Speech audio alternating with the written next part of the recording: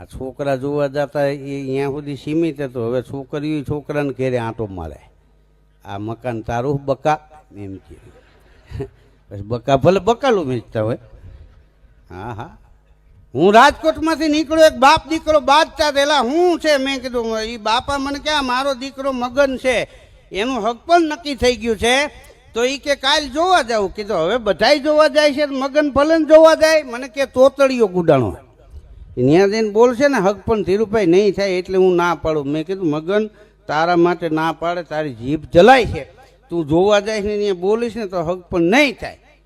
તો મને કે માલું માલું ખલાબ કલું જોવા જવું પડે. મને હરફ કહી દે તો મગનો મરી જાય, બોલે નહીં, બાકી જોવા જવું પડે. આ લોકો બચકાવી દે આપણને. તો મેં કીધું નહીં બોલે, ભલે ને જાય. એના બાપા કે તમે ભેગા આવો. તો મેં કીધું આપણે પ્રોગ્રામ તો હાઈ છે, દિવસની કોકની હગાઈ થતી હોય હું વાંધો. હું ગયો, મગનનો બાપ ને મગનને અમે ત્રણેય ગયા.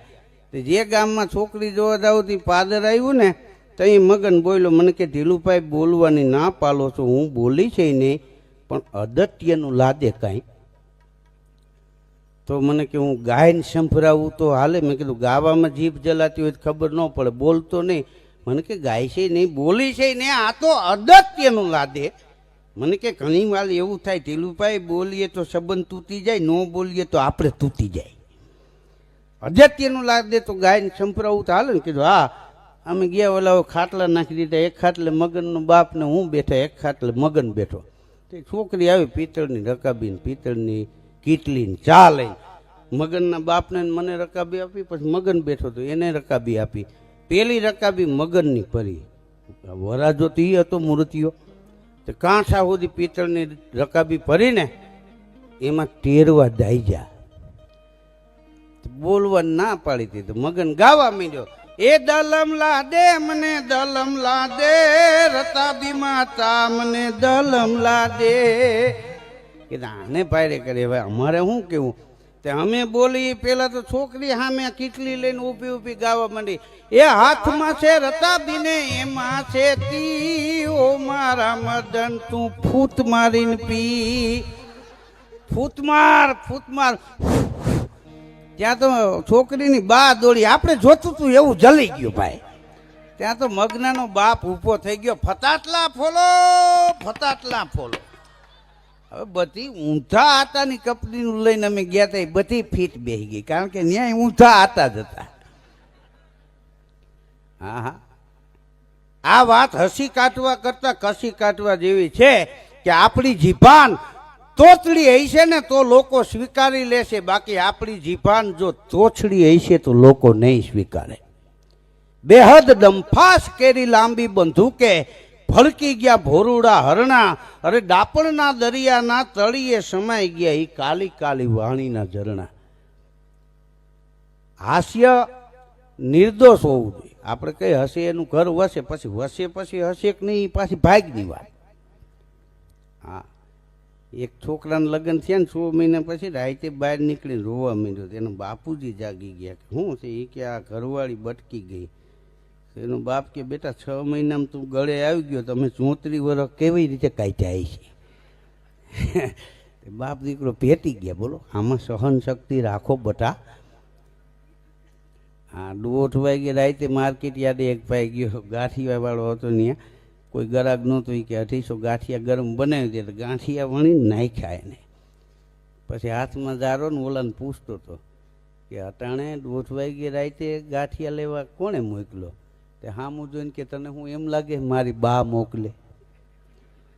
ત્યાં તો ઓલાએ જારો મૂકી દીધો કે તને હું એમ લાગે છે કે મારી બા રાતે દુકાન ખોલાવે. બથું ભરીને રોયા બે. બીજા ગરાક આવ્યા એને આશ્વાસન આપીને આના રાખ્યા. બોલો હવે અત્યારે તમે જુઓ, છોકરા છોકરી જોવા જાય છે. છોકરીવાળા કે અમારી દીકરી કામ નહીં કરે. કીધું હાઈ છે ખાઈ તો લે હે ને. આના કે ચીપિયા બનાવી, આમાં બીજું કરવું હું. હા, અત્યારે હાઈફાઈ યુગ છે. એમાં 45 વર્ષથી 70 વર્ષના બેનુંને એક તકલીફ છે. આ હાઈફાઈ યુગમાં શું તકલીફ છે કે એ વહુ બનીને આવ્યા ત્યારે હાહુએ ન હાલવા દીધો. હવે એ સાસુ બન્યા તો વહુએ ન હાલવા દીધો. એક ટર્મ ઉપરથી ગઈ. બોલો આ જોવા જેવી વાત. હા, એક જમાનામાં તો કોઈને 7 છોકરા ને કોઈને 12 છોકરા ને કોઈને 14 છોકરા ને કોઈને 5 છોકરા ને.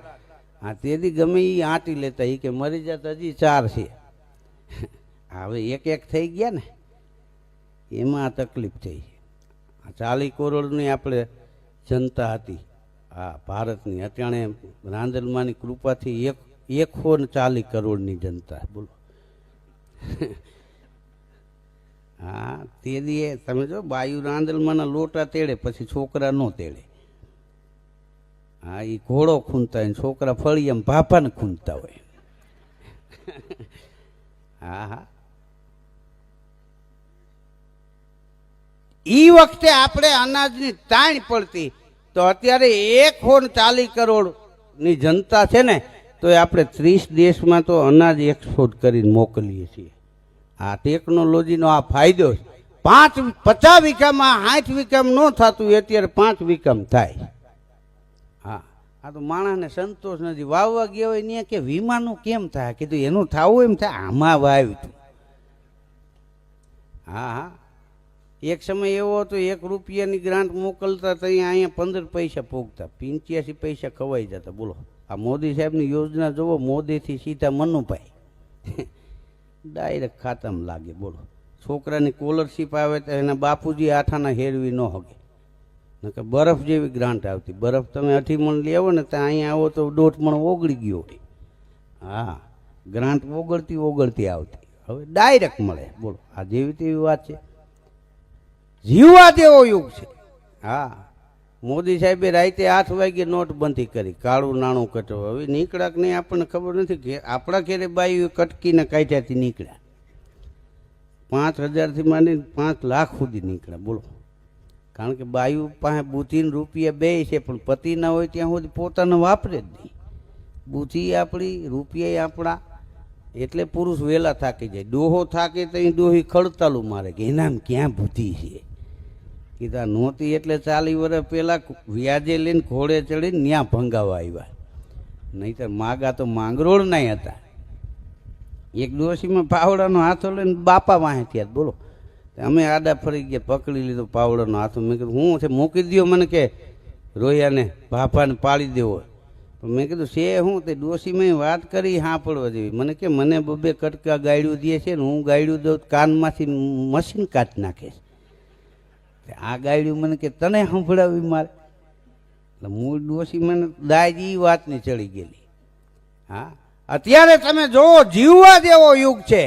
વિરોધ પક્ષવાળા એમ કહેતા હતા કે રામના નામે આ લોકો જીતી ગયા, રામ મંદિર બાંધે ખબર પડે કેટલી વિહે હો થાય. આ અયોધ્યામાં રામ મંદિર બની ગયું, મૂર્તિ પ્રાણ પ્રતિષ્ઠા થઈ ગઈ, લોહીની નદીઓ નહીં, અયોધ્યામાં ચકલું ન ફરકવા દીધું. આ જેવી તેવી વાત.